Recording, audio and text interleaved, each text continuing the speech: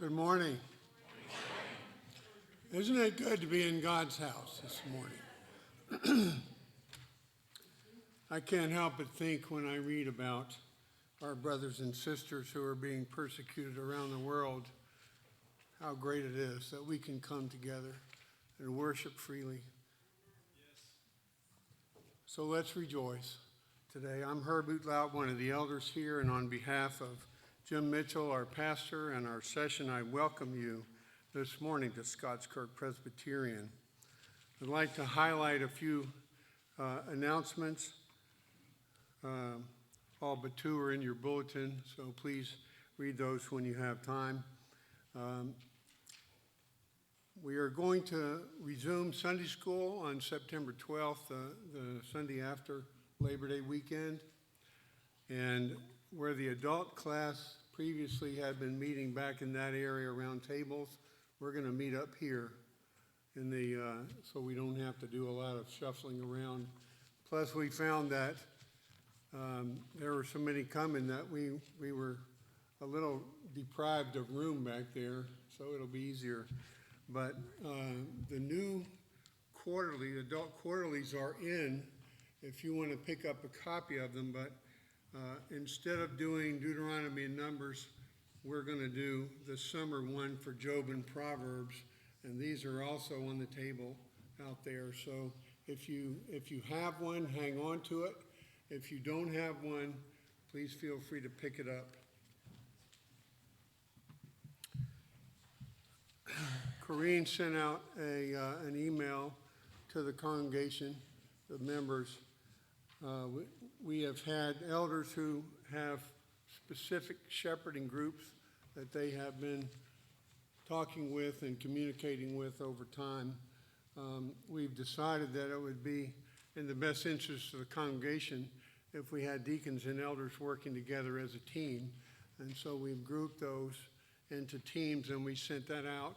And to kind of get it started, we'd like to have those elder deacon teams to meet with each family individually, and so you'll be getting calls from your deacon and elder team. And we sent out the questions just basically to give you an idea of what it is. You're not in trouble if we want to come see you. We've got 67 subscribers to our church YouTube channel. If we get 100, things will go a lot easier for us.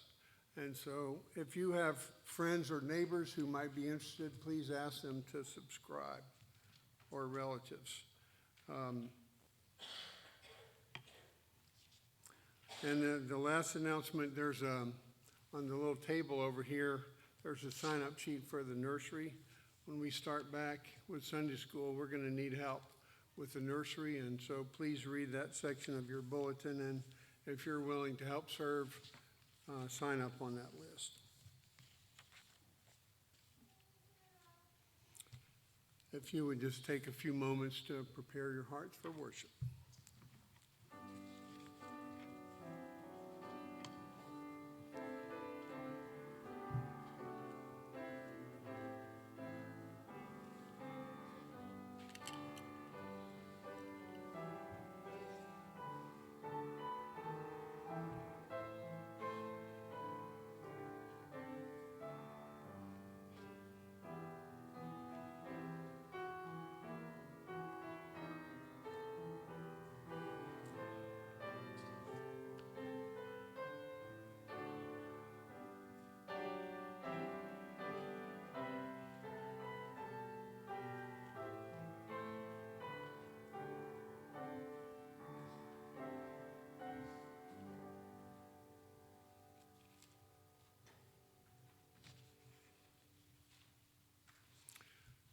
The call to worship this morning is designed to fit in with the other scriptures that we're going to be addressing today, including Psalm 127.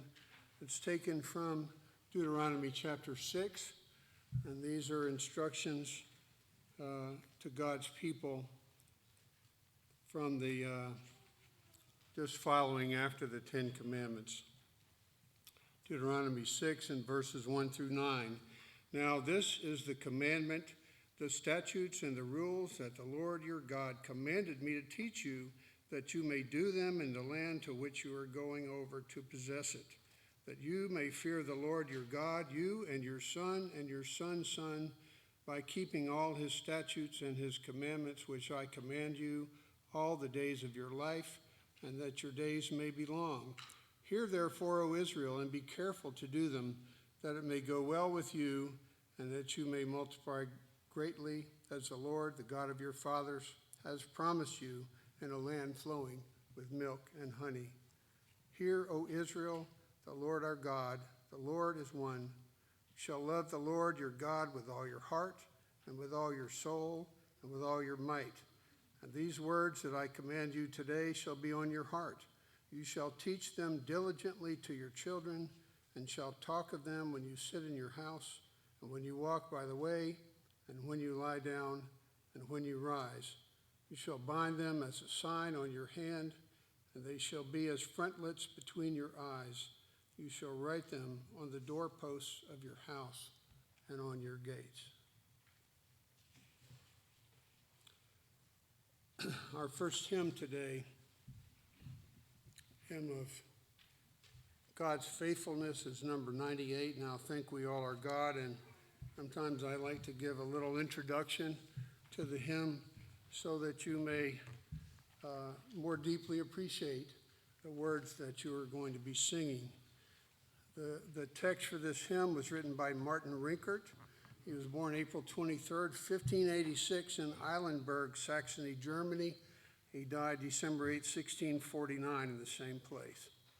There's hardly a more respected hymn writer than Martin Rinkert. His hymn, Now Thank We All Our God, is sung and loved by people today 400 years after he lived because of how he endured great hardship. Rinkert was a Lutheran minister in the town of his birth during the 30 Years' War.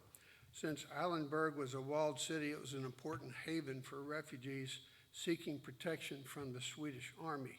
Consequently, the city became vastly overcrowded, suffering both famine and plague. The strain imposed on the city's pastors by so many needy people either led to their deaths or caused them to flee the city. Pastor Rinkert alone survived and stayed. For a period of time, he performed as many as 50 funerals a day, in addition to caring for the many ill. One year, he buried 4,500 people, many of whom were his own family and friends. Twice, he took great risk in an attempt to mediate peace with the enemy. Rinkert lived for less than a year after the war's end in 1649. It's not easy to translate the poetry of hymns from one language to another. One prolific hymn translator was Catherine Winkworth. Born in London in 1827, she spent 1 year in Dresden, Germany, which evoked her interest in hymnody. In 1854, she translated and published a volume of German hymns, calling it Lyra Germanica. More volumes followed in 1858, 1863, and 1869. This hymn is called Nun Dankit. It's written by Johann Kruger, who was a German composer of the early Baroque period known for his hymn tunes. Since the words Nun Dankit alle Gott are the first line of Rinkert's hymn, the Kruger tune is called Nun Dankit. So as you sing this hymn, try to imagine what it must have been like to perform 50 funerals a day and bury 4,500 people in 1 year. It's hard to relate how sad that would be, and Rinkert's sorrow emerges at one point in the second stanza. Guide us when perplexed and free us from all ills.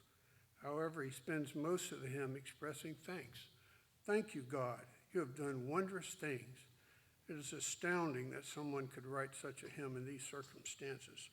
Sometimes we can barely say thank you, God, when it is raining outside. Let's trust God in the good times and the bad, and let's rise and sing together this wonderful hymn. Now thank we all our God.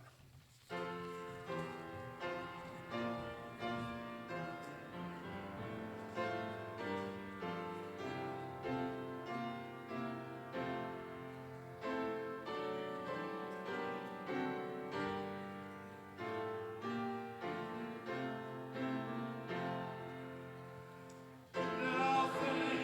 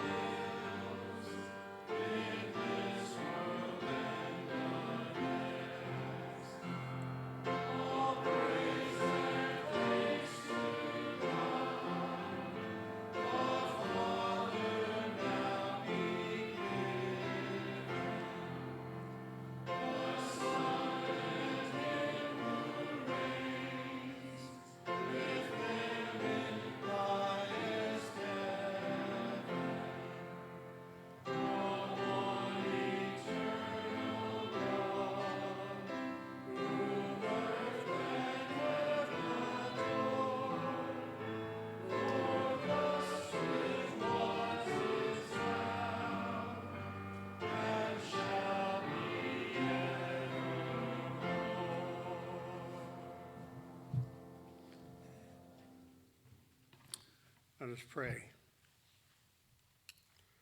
Heavenly Father, you are the one eternal God, the one who is and who was and who shall be, the one who has created and who maintains all, the one who is holy and before whom we must bow. Oh Lord, we are sinners and we do not deserve to come before you. We cannot even gain access to you except through the sacrifice of the Lord Jesus Christ and taking the punishment for our sins. Holy Spirit, we pray that you would be here with us and among us and in our hearts, that you would stimulate us to adore you and to adore the Trinity. Be with our pastor today as he preaches, Lord. May your word go forth and may it accomplish the purposes for which you have said it. And we ask this in the name of our precious Savior, Jesus Christ, who taught his disciples to pray, saying, Our Father, who art in heaven, hallowed be thy name. Thy kingdom come, thy will be done, on earth as it is in heaven. Give us this day our daily bread, and forgive us our debts, as we forgive our debtors. And lead us not into temptation, but deliver us from evil. For thine is the kingdom, and the power, and the glory forever. Amen. Please be seated.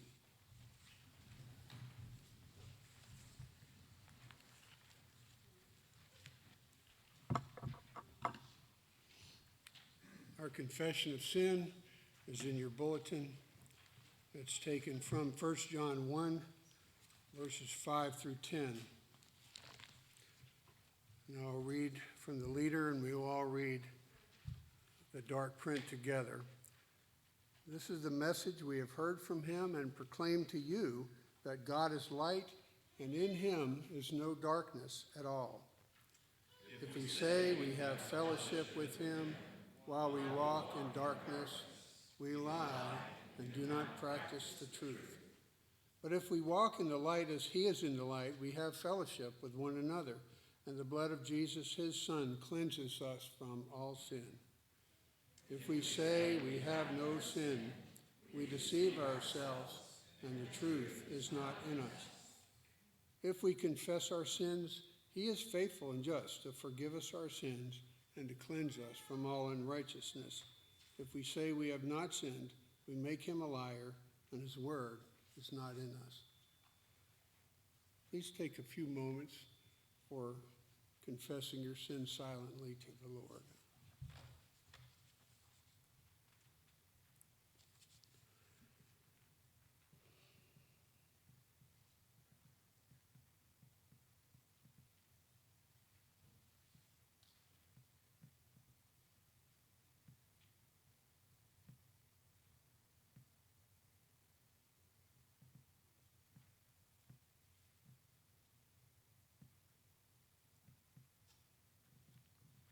Amen.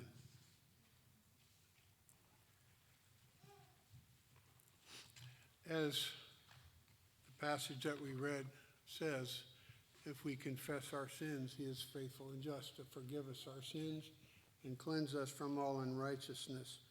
Our assurance of pardon is from 1 John 2, verses 1 to 2. My little children, I am writing these things to you so that you may not sin. But if anyone does sin, we have an advocate with the Father, Jesus Christ the righteous. He is the propitiation for our sins, and not for ours only, but also for the sins of the whole world. Confession of faith is taken from the Heidelberg Catechism, question number 120 and 121. And I'll read the light print, and then we'll all read the dark print together. Why has Christ commanded us to address God as our Father? To awaken in us at the very beginning of our prayer that childlike reverence and trust toward God, which should be basic to our prayer. God has become our Father through Christ and will much less deny us what we ask of him in faith than our fathers would refuse us earthly things. Why is there added in heaven?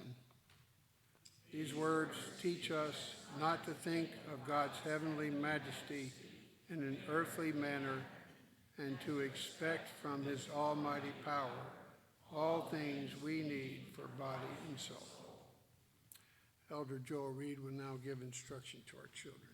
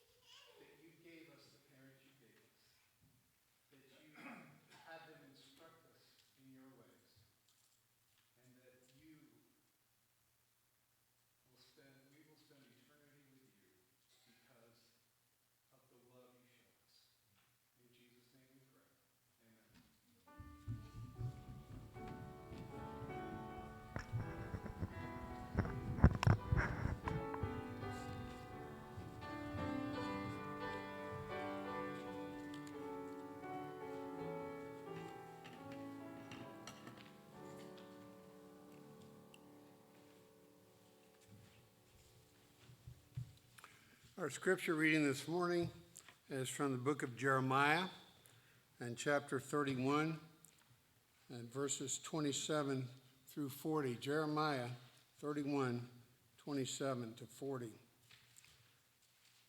Behold, the days are coming, declares the Lord, when I will sow the house of Israel and the house of Judah with the seed of man and the seed of beast. And it shall come to pass that as I have watched over them to pluck up and break down, to overthrow, destroy, and bring harm, so I will watch over them to build and to plant, declares the Lord. In those days they shall no longer say, the fathers have eaten sour grapes, and the children's teeth are set on edge. But everyone shall die for his own sin. Each man who eats sour grapes, his teeth shall be set on edge. Behold, the days are coming, declares the Lord, when I will make a new covenant with the house of Israel and the house of Judah. Not like the covenant that I made with their fathers on the day when I took them by the hand to bring them out of the land of Egypt, my covenant that they broke, though I was their husband, declares the Lord. But this is the covenant that I will make with the house of Israel after those days, declares the Lord. I will put my law within them, and I will write it on their hearts, and I will be their God, and they shall be my people. And no longer shall each one teach his neighbor and each his brother, saying, know the Lord. For they shall all know me, from the least of them to the greatest, declares the Lord. For I will forgive their iniquity, and I will remember their sin no more. Thus says the Lord, who gives the sun for light by day, and the fixed order of the moon and the stars for light by night, who stirs up the sea so that its waves roar. The Lord of hosts is his name. If this fixed order departs from before me, declares the Lord, then shall the offspring of Israel cease from being a nation before me forever. Thus says the Lord, if the heavens above can be measured, and the foundations of the earth below can be explored, then I will cast off all the offspring of Israel for all they have done, declares the Lord. Behold, the days are coming, declares the Lord, when the city shall be rebuilt for the Lord from the tower of Hananel to the corner gate, and the measuring line shall go out farther, straight to the hill Gareb, and shall then turn to Goah. The whole valley of the dead bodies and the ashes, and all the fields as far as the brook Kidron, to the corner of the horse gate toward the east, shall be sacred to the Lord. It shall not be uprooted or overthrown any more forever. The word of the Lord.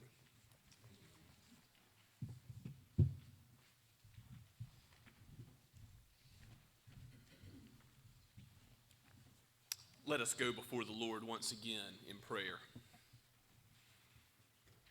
Father, Son, and Holy Spirit, we come before you this morning with thanksgiving in our hearts for who you are and what you have done and are doing and will do for your people, that we are given life and breath, the freedom to worship you today with, Lord, your people, and thinking about how you've called others from every nation, tongue, and tribe the world over to do the same on this day of rest, to have a foretaste of that great Sabbath rest which is to come. For this we give you thanks. For the Lord Jesus Christ, the one mediator between God and man, we come with thanksgiving that he has given us peace of conscience, taken our sin, and taken away our guilt and shame, and given us his righteousness, and more than that, adopted us into his family, called us sons and daughters of the Most High. We thank you, Father, for these things. We know that our life is dependent on you, that what we will do tomorrow, whether we plan to go here or there or to do anything whatsoever, it is all dependent on your will, for you are our creator and our sustainer. Lord, build us up as your people, as your flock. Shepherd us, guide us, guard us from the evil one, and give wisdom to those in your church, Lord, to the elders and deacons of Scots Kirk. We pray for them specifically. We ask, Lord, that you would give heads of households, mothers, fathers as well. We pray, Lord, that you would give them wisdom to guide their children in building a household which glorifies you. But we know that this is not based on human effort, but this is based on trust in the Lord Jesus Christ. May we regard your word as supreme, to look to it and not our own understanding for the answers as we go through this life, as we search for work. And Lord, we think about those even in the job search now or who are struggling with business now. Father, we think about what you would call us to in our community and how we interact with our neighbors. Lord, give us a heart that overflows with love for those who do not yet know the Lord Jesus Christ, so that with deeds of love and mercy, with conversations, we would reach out to them and show them the way to the cornerstone, the one Lord and Savior, by which we will not be put to shame because of his great redemption. Lord, we do pray for our brothers and sisters around the world who are suffering at this time. We think of those particularly in Afghanistan. We ask, Lord, that you would break the bow, shatter the spear of the Taliban who threaten the lives of believers who would meet together to worship you today. Oh Lord, protect them in body and in soul. We ask for you to continue to be with the people of Cuba. We think of those in Haiti. Father, in other mission fields that the ARP has been involved with, there's quite a bit of work going on in France. We think of the Holmes and their work there, Eleanor Griffith and her work with refugees in that land. We pray for your ministry to go forward in Sahiwal, Pakistan, where you have multiplied disciples for yourself, even in a Muslim land predominantly. Lord, bless the doctors and nurses, the Ackermans, and those who labor in this context to show the light of Christ and the gospel, the good news of salvation, not by works, but by grace in the finished work of the Lord Jesus. Lord, bless your people. Build your church. You have promised that the gates of hell will not prevail against her. We thank you for that promise and ask that you would guide us into faithfulness to your word, ever reforming us purifying us. Father, we look to you for revival. We know that you are the one who can give it by your Holy Spirit to refresh us as a body, as a congregation, as a denomination. Father, as a country. This city will not be helped unless you help it by your sovereign hand. And so, Lord, we pray for all those in need in our own congregation and those whom we know and love. As we think about those physical requests on our prayer list, Lord, we do give you praise for how you've answered so many of them, for how you've brought Rich Troutman to worship this morning along with Gay Schaefer and others that you've given aid.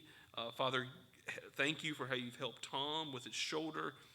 Lord, we give you praise for this birth of Ezra Leidy, and thank you for how you've kept safe Amanda, and Lord, bless Tristan and Amanda as you have given them this reward from your hand, this young one, this precious soul. Lord, guide and direct the steps of Ezra, and keep him in both body and soul. Watch over him in your providence so that he might grow to be a man after your own heart and follow you all of his days.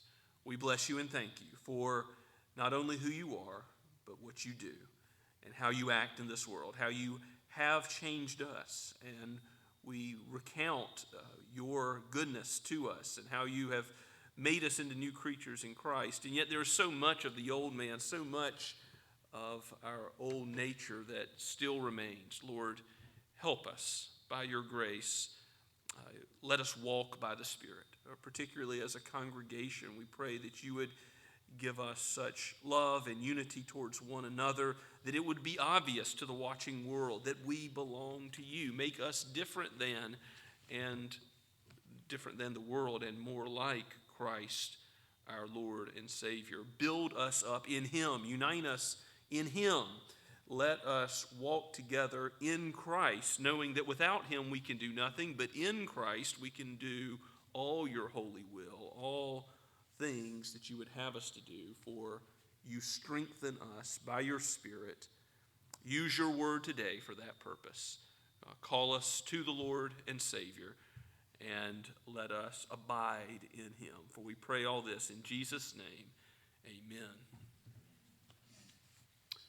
As we continue to worship this morning, let us stand and sing once again the hymn of God's Providence, number 131 in the Trinity hymnal, Children of the Heavenly Father.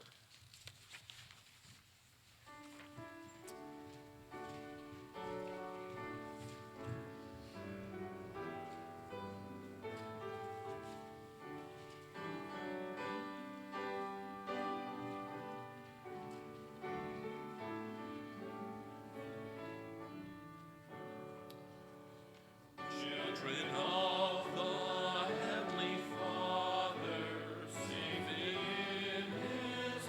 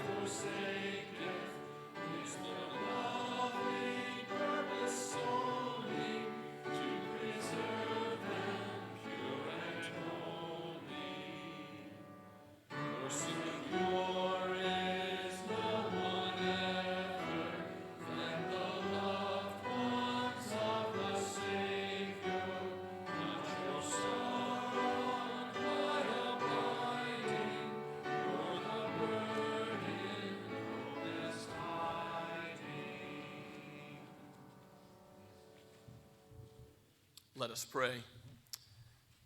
O gracious God, giver of every good and perfect gift, you have given us your everlasting love, for you have chose us in Christ before the foundation of the world, and you have accomplished your purposes. You have sent the Lord Jesus to save, and he has gone to Golgotha and been outside the camp. He has been pierced through for us, for the forgiveness of our sins. He has paid the price in full. It is finished. So let us walk as those who have been cleansed, those who have been forgiven of all sin as far as the east is from the west. Take our lives and let them be consecrated, Lord, to thee. We ask that you would take these tithes and offerings and build your kingdom, glorify your name. We pray in Jesus' name, amen.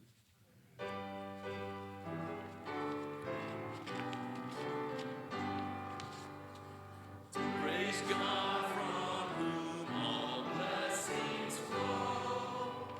Praise him, all creatures here below. Praise him above the heavenly host. Praise Father, Son, and Holy Ghost.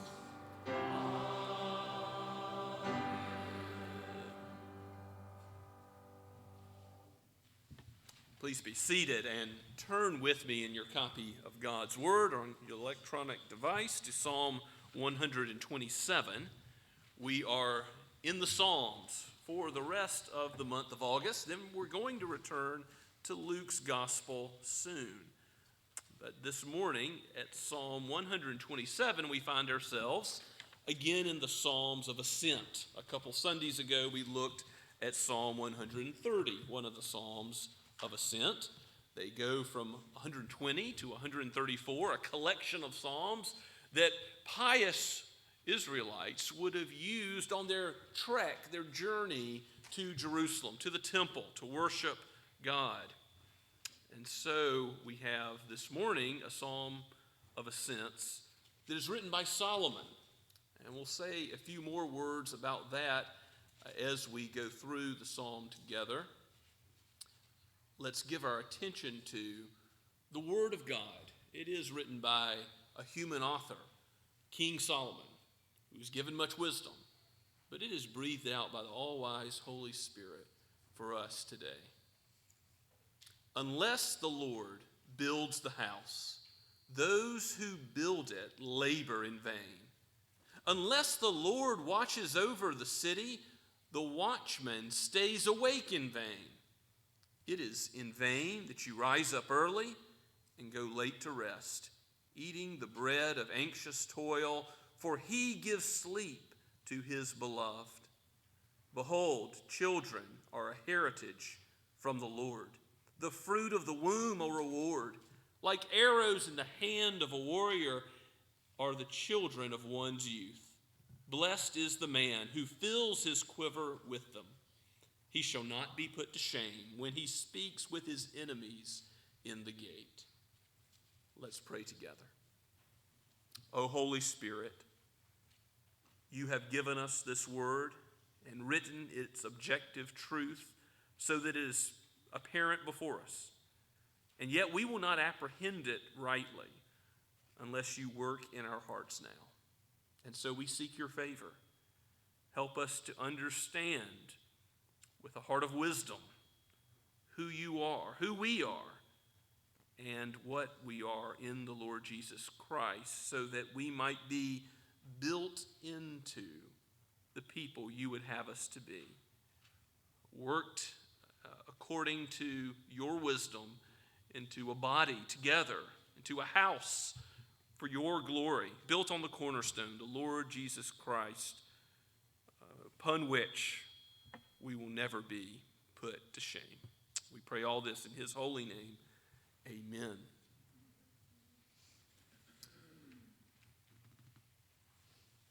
This psalm gave opportunity to those Israelites marching towards Jerusalem to think about God, and how he is always watching over them, even as there are dangers along the route through the wilderness, going up to the hills.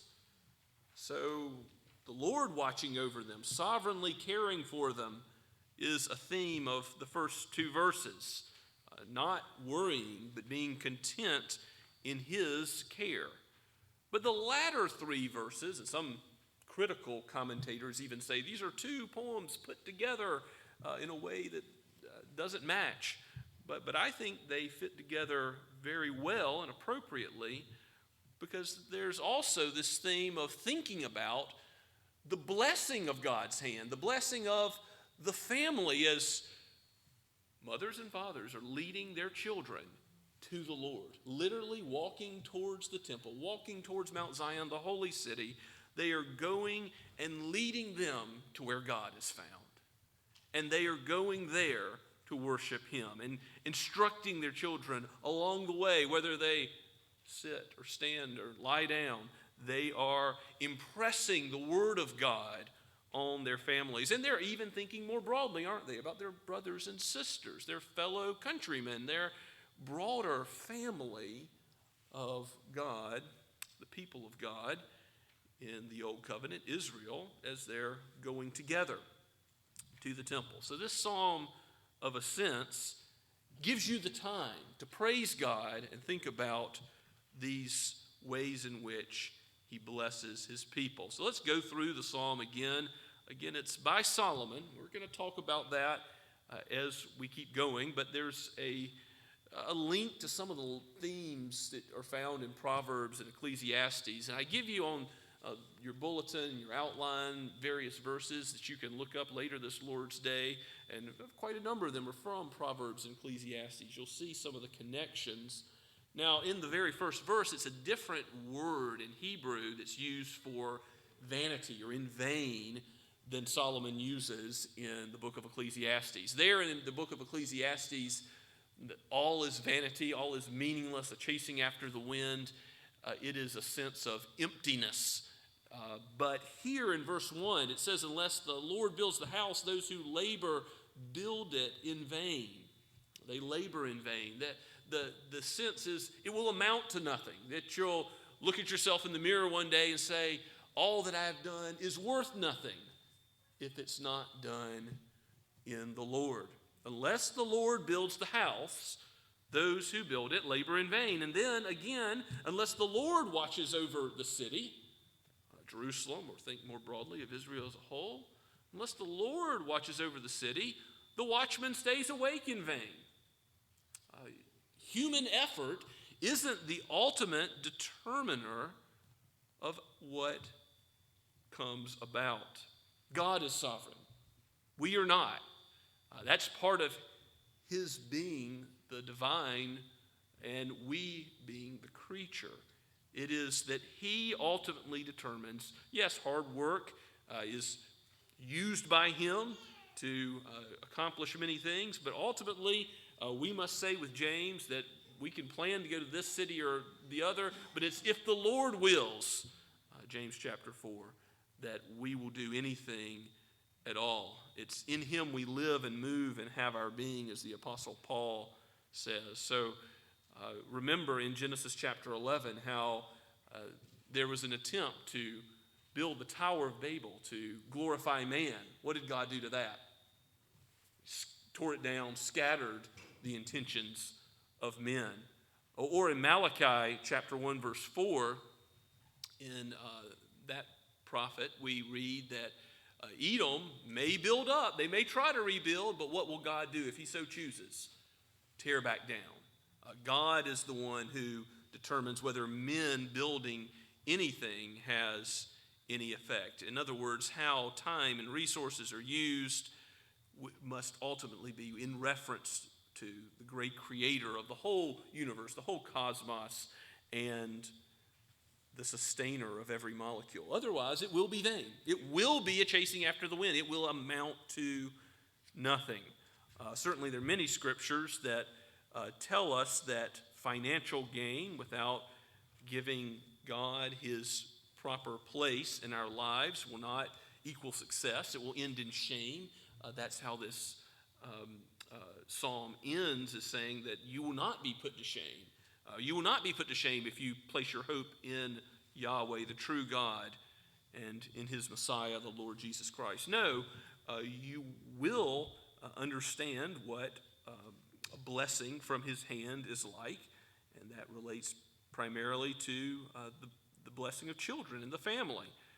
But this blessing of God does not come. We know that we need various things to live in this world, and money is one of those things.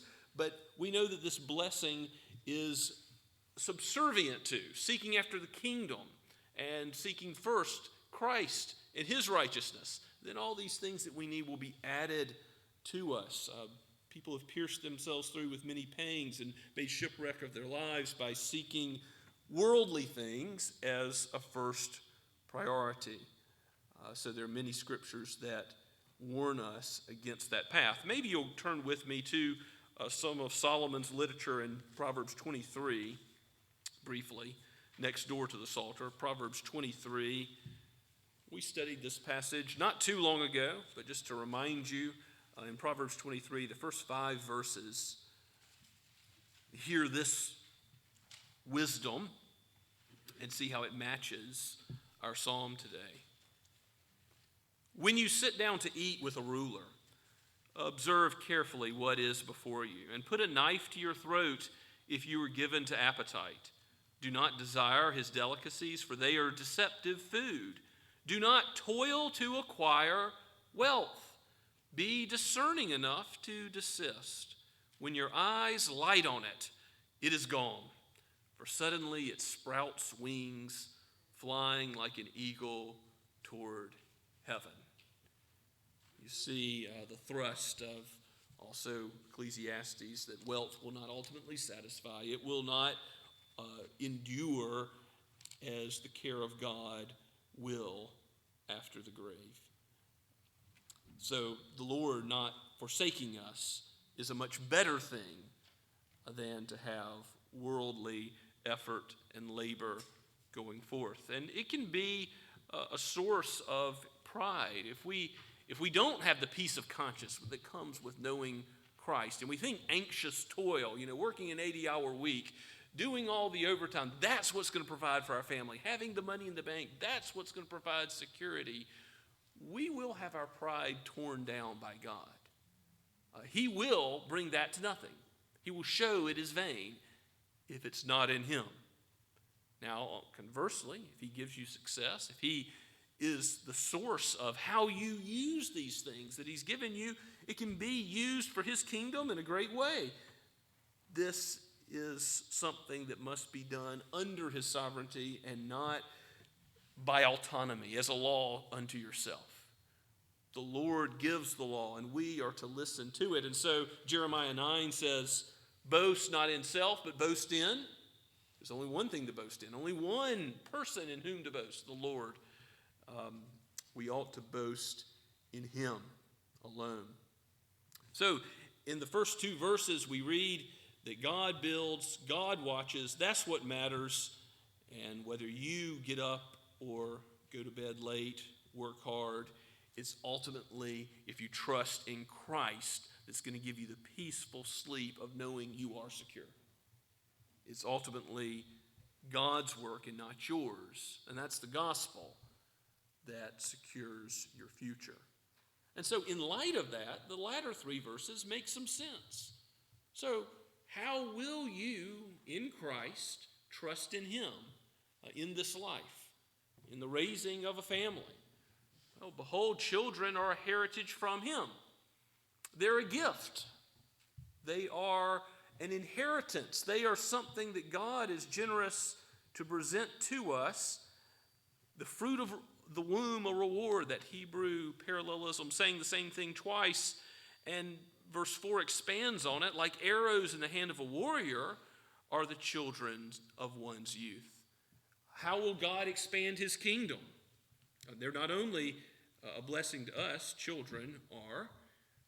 You shouldn't see them as a burden. They can be a handful at times, I know. It's not always going to be a perfect picture of everybody sitting nicely around the table. I know. And there's different challenges at different ages. Some of those challenges I already know. Perhaps some of those challenges I will know in the future.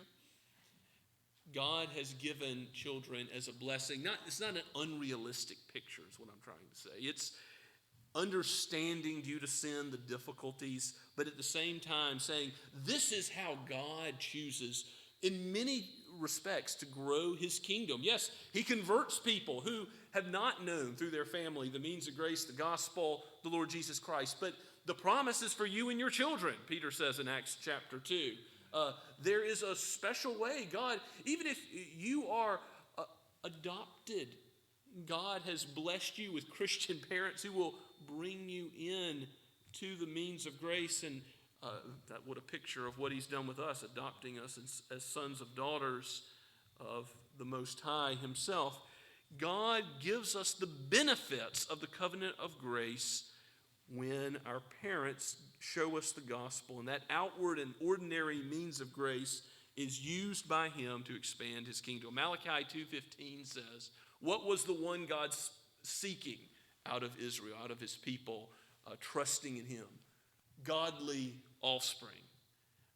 What does God do through that process that was read for our call to worship in Deuteronomy chapter 6 of having God's word inundate every aspect of our family's life? He uses it so that we trust in him, so that we become more like him. He is God and we become godly. His character is perfect and we, though imperfect, become more and more by the Holy Spirit's operation in tune with what he wants. We rejoice in what brings him joy. We love what he loves. We hate what he hates. That is the essence of godliness. So these children that God gives, what a blessing to us, but they are used by God for his glory, for his purposes. They are warriors in his kingdom as he acts sovereignly in their lives. Yes, we're all spiritual heirs of the kingdom of God, and so that broader family of Israel marching to Jerusalem is a valid point to think about as well. And that body life that God has called us to will be like the raising of a family, be messy at times. It will require patience and forgiveness, labor and service, sorrowing with those who were sorrowing, rejoicing with those who were rejoicing in the body of Christ. And we know something of this, do we not, as God has been at work at Scots Kirk, and he will call us to this same attitude as we go forward to be the family of God together. That is his blessing, his love being manifest amongst us. And when we are steadfast and immovable in Christ, we're told by Paul at the end of the resurrection chapter, 1 Corinthians 15:58, that our work, our labor, will not be in vain. That's important to remember. What you build, how you help watch elders of Scots Kirk, how you help serve mercy ministries of Scots Kirk, how you help teach Sunday school teachers of Scots Kirk, how you serve the Lord will not be in vain. It will matter. It will count for something. It will count for God's glory because he was in it. Because it's done in Christ. Without him, you can do nothing. He's the vine. You're the branches. But in him, in Christ, you are able to do all things that he would have you to do as he strengthens you in the Lord Jesus Christ. And so you will have success. And the final verse, verse 5, bears this out. Blessed is the man who fills his quiver full with them. That's children. He shall not be put to shame when he speaks with his enemies in the gate. So there's a problem, courtroom setting, legal matters, business matters.